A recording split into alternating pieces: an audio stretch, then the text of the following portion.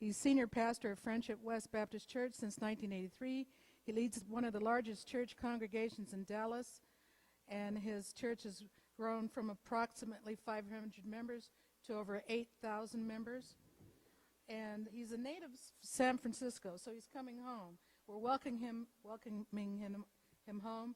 He's the third in line of a well-known socially conscious preachers. He graduated from Bishop College in 1982 with a Bachelor of Arts in Religion and English.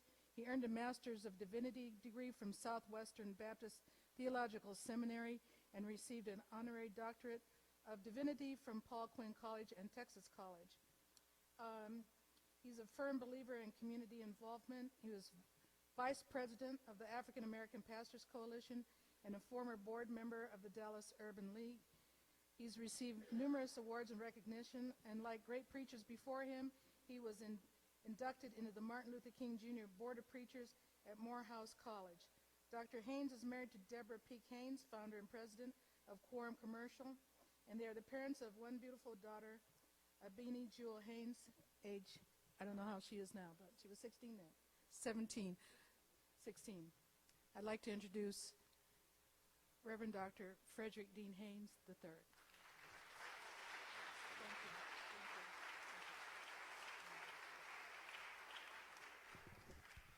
Thank you so much. This has been such a powerful experience for me, and I appreciate so much the work and ministry of Dr. Sylvia. I thank you so much for this opportunity to be exposed, to be enlightened, to be challenged, and to hope that this conversation won't stop here this weekend, but that this conversation will continue in the days to come in settings whereby we all recognize that we are allies in the struggle for justice, and that the love ethic of our Lord and Liberator Jesus the Christ in the Christian tradition is one that calls for all of us to come together and break down these walls of division, these walls of fear that haunt us. The past panel really blew my mind and blessed me in a powerful way, and I want to thank all of them for basically saying everything that I wish I had thought to say. And if this particular presentation starts to fall flat, just remember what they said, and that will make this a lot better.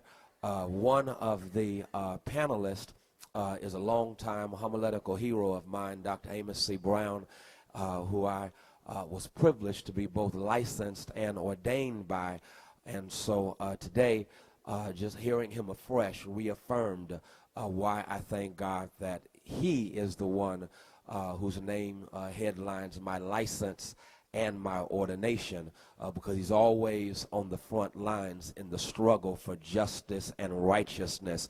And so I thank God for him, as well as all of the other panelists. I will look forward to hearing more from Byron, and then from that bad sister who blessed us. She made me feel so much better, because I pastor in the Bible Belt. I pastor in Dallas, Texas. And so I hope you pray for me, because I pastor in the Bible Belt. And Byron so well said, it's so much fundamentalism there, where they basically are leaning on the lamppost, but enlightenment is something that they are not concerned about. So please keep me in your prayers. But it's such a blessing to share with you. And again, I hope this conversation does not stop here. This platform, this kind of discussion needs to be held in so many places. Today, I've been assigned the topic of we've come this far by faith. And that's what I want to address. We've come this far by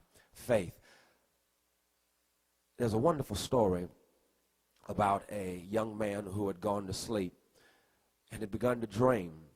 The dream unfolded beautifully as he was dancing and moving through an immaculate field that was dotted with daisies and resplendent roses. It was a majestic scene, an artistic scene that gave high definition and color to this dream that he had fallen under. In a real sense, it was a beautiful dream, and he was sleeping peacefully when all of a sudden this dream was interrupted by a bear that began to chase him. The bear is chasing him through what was once a beautiful field. It was artistic and majestic, high def in its color, and then all of a sudden what was a beautiful dream was interrupted by a bear that was threatening to devour him. The bear now corners him. It looks like it is all over because what was a beautiful dream has been hijacked by a nightmare. A bear has interrupted the dream and has now cornered him. It looks like it is all over. Amazing. Is that not a picture, I believe, of where we stand in this nation at this time? On the one hand, a wonderful dream came true on November the 4th. November the 4th was a day I shall long remember, for with peacock pride we stood as a nation and embraced hope and change. Barack Obama was elected as the 44th president of the United States of America. I could not help but feel good about that. Imagine that. The dream is coming true. The 44th president of the United States, who would take office on January the 20th, which is one day after January the 19th. January the 19th in this nation, we commemorated the legacy of the drum major for justice, Martin Luther King Jr. That's what we did on the 19th of January. On the 20th of January, Barack Obama raised his hand and lifted a nation. It was on the 20th, which was one day after the 19th. In a real sense, it was providential and poetic, because you can't have the 20th unless you have the 19th. You cannot have Barack Obama standing on the steps of the nation's capital, steps that were built by slaves who said, before I be a slave, I'll be buried in my grave and go home to my God and be free. You cannot have January the 20th unless you appreciate January the 19th. And so November the 4th was a moving day. November the 4th was an awesome day. But then, my brothers and sisters, sitting there in Dallas, as I watched the returns, I could not help but wonder what was going on in the state of California. That's the state I grew up in. That's the state that nurtured me. And so on November the 4th, I'm thinking about the great victory of Barack Obama. But then the returns came in from California, and in the returns in California, what happened on November the 4th in the election of Barack Obama was almost contradicted by what happened with Proposition 8 here in the state of California.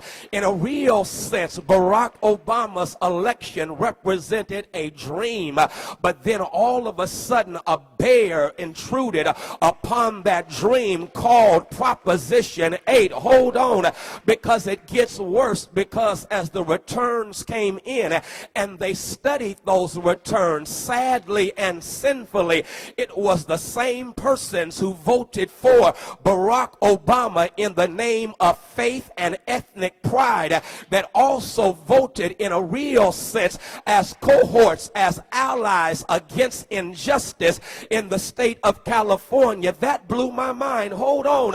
How can you stand up in church on Sunday praising God as a Levite, as it were, celebrating the goodness of God, who gave birth to an Amos who said, let justice roll down as waters and righteousness as an ever-flowing stream, and yet your love ethic, your sense of justice does not embrace all of humanity? My brothers and sisters, I'm simply trying to say it blew my mind that day that somehow there was a faith that was devoid of works, a faith that did not go to the polls and stand up for justice. And so on the one hand, Barack Obama becomes the president of the United States of America. On the other hand, those who are marginalized in the state of California find themselves victimized by those who in a real sense stand up for Jesus Christ, but at the same time will not carry the love ethic of Jesus Christ to the polls